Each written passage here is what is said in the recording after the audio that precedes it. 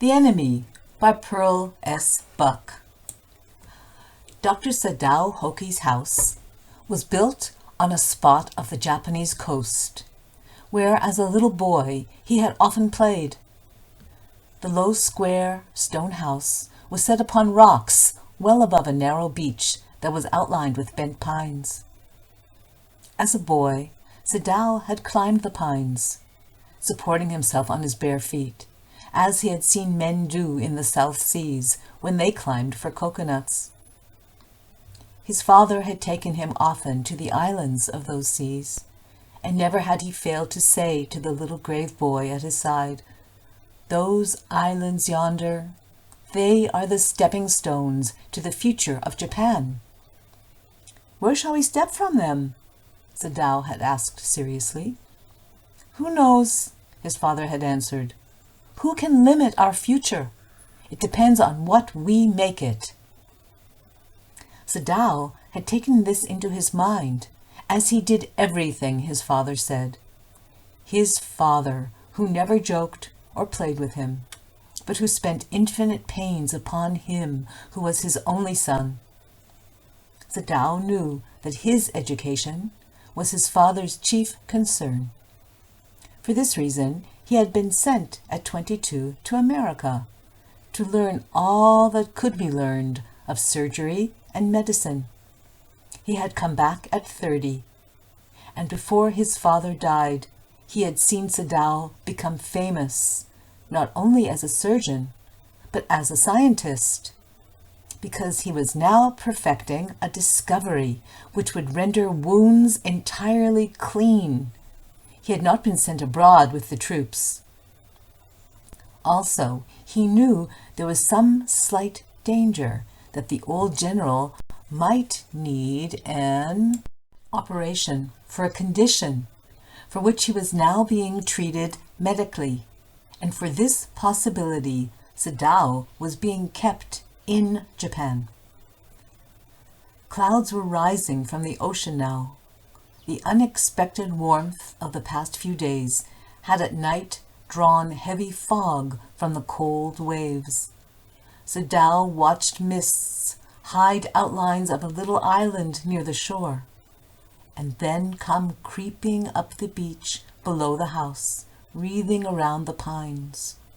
In a few minutes, fog would be wrapped about the house, too.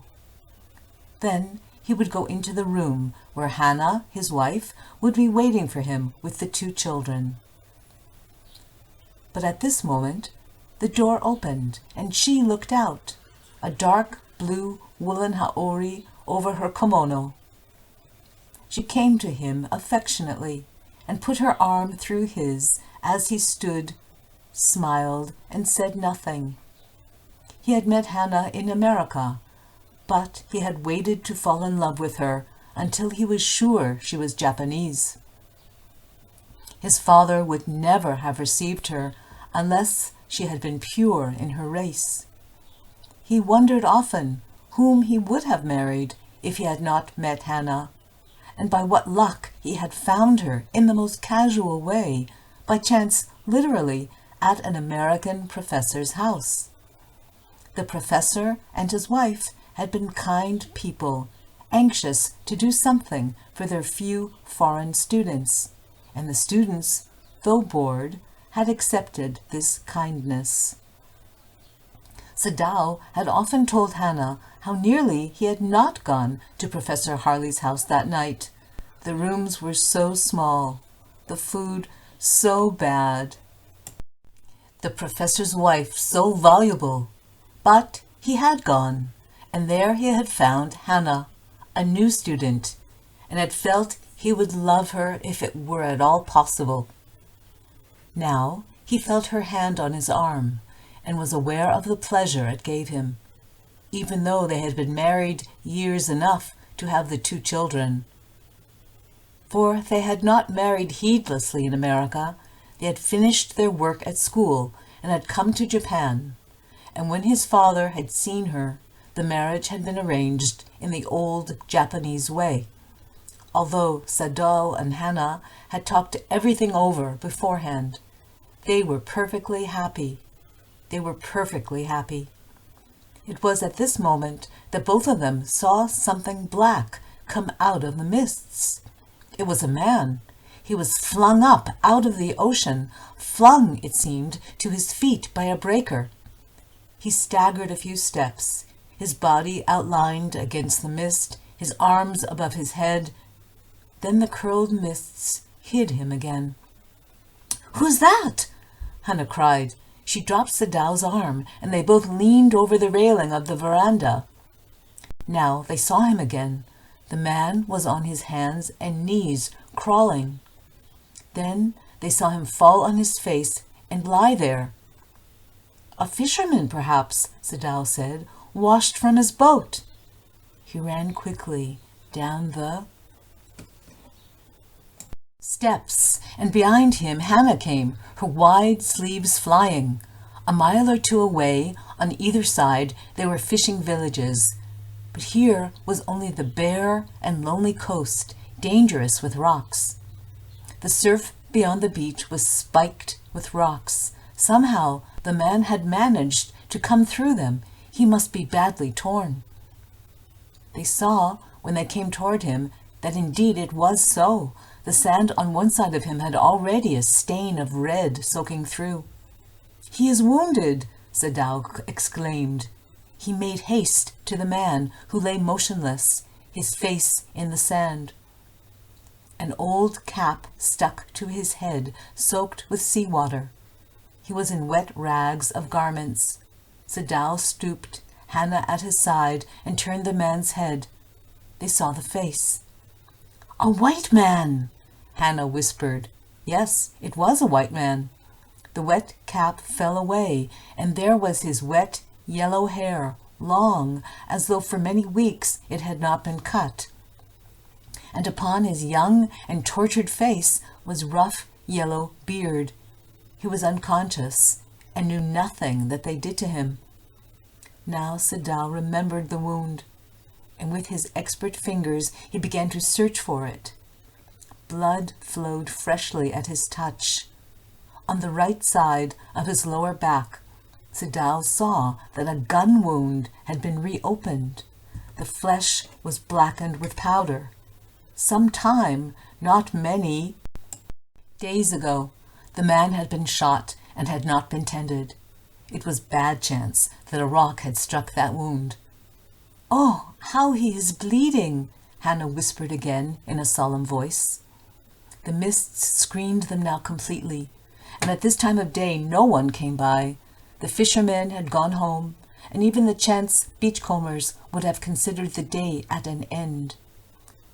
"What shall we do with this man?" Sadao muttered. But his trained hands seemed of their own will to be doing what they could to stanch the fearful bleeding. He packed the wound with the sea moss that strewed the beach. The man moaned with pain in his stupor, but he did not awaken. "The best thing that we could do would be to put him back in the sea," Sadao said, answering himself.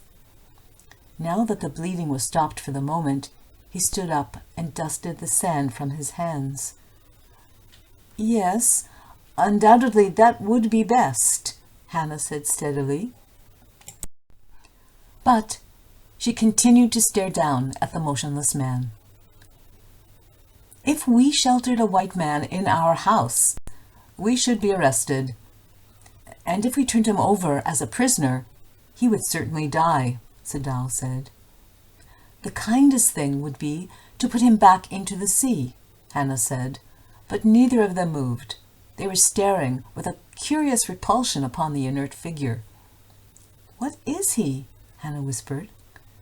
"There is something about him that looks American," Sadao said. He took up the battered cap. Yes, there, almost gone, was the faint lettering. "A sailor," he said, "from an American warship." He spelled it out. U.S. Navy.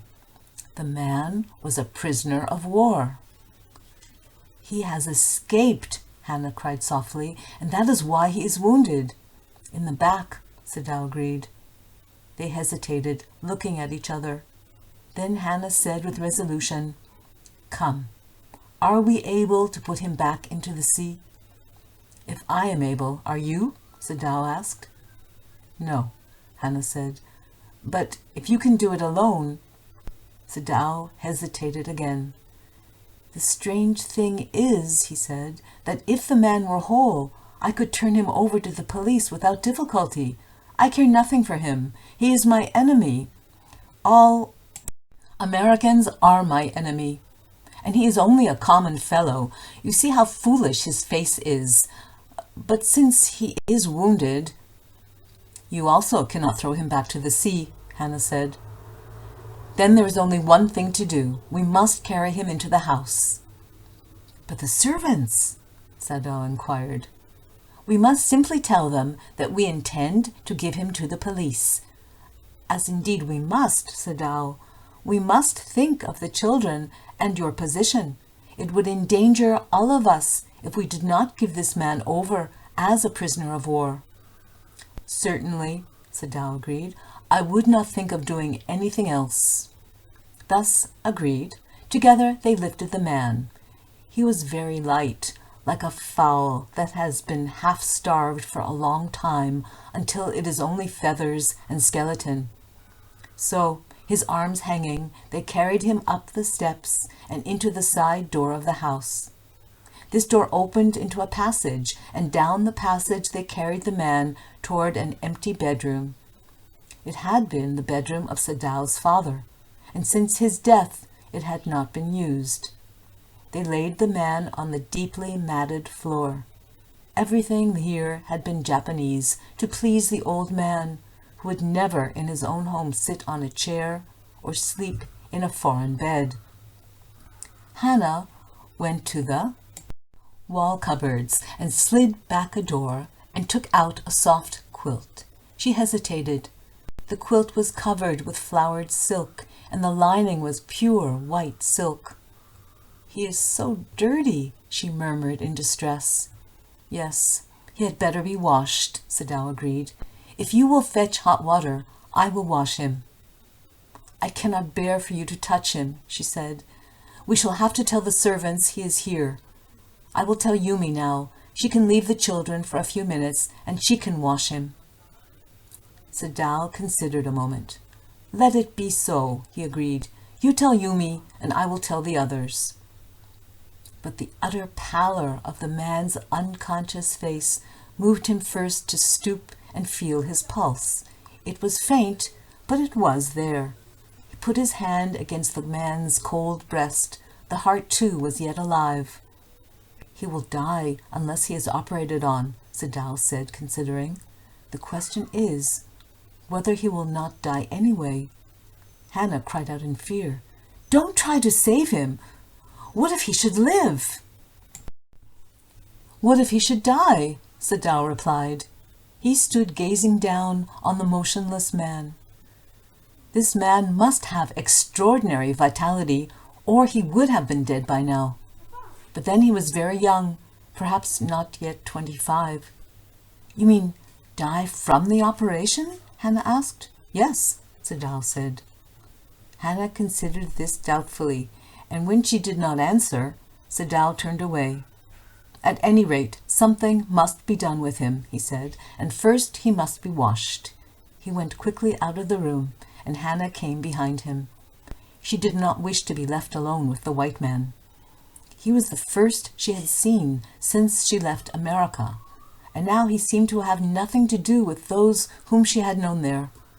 Here he was her enemy, a menace, living or dead. She turned to the nursery and called, "Yumi!" But the children heard her voice, and she had to go in for a moment and smile at them and play with the baby boy, now nearly 3 months old. Over the baby's soft black hair she motioned with her mouth. "Yumi, come with me." "I will put the baby to bed," Yumi replied. "He is ready." She went with Yumi into the bedroom next to the nursery and stood with the boy in her arms, while Yumi spread the sleeping quilts on the floor and laid the baby between them. Then Hana led the way quickly and softly to the kitchen. The two servants were frightened at what their master had just told them. The old gardener, who was also a house servant, pulled the few hairs on his upper lip. "The master ought not to heal the wound of this white man," he said bluntly to Hana. "The white man ought to die. First he was shot. Then the sea caught him and wounded him with her rocks. If the master heals what the gun did and what the sea did, they will take revenge on us." "I will tell him what you say," Hana replied courteously, but she herself was also frightened, although she was not superstitious as the old man was. Could it ever be well to help an enemy? Nevertheless, she told Yumi to fetch the hot water and bring it to the room where the white man was. She went ahead and slid back the partitions. Sadao was not yet there. Yumi, following, put down her wooden bucket. Then she went over to the white man. When she saw him, her thick lips folded themselves into stubbornness. "I have never washed a white man," she said, "and I will not wash so dirty a one now." Hana cried at her severely. "You will do what your master commands you." "My master ought not to command me to watch the enemy," Yumi said stubbornly.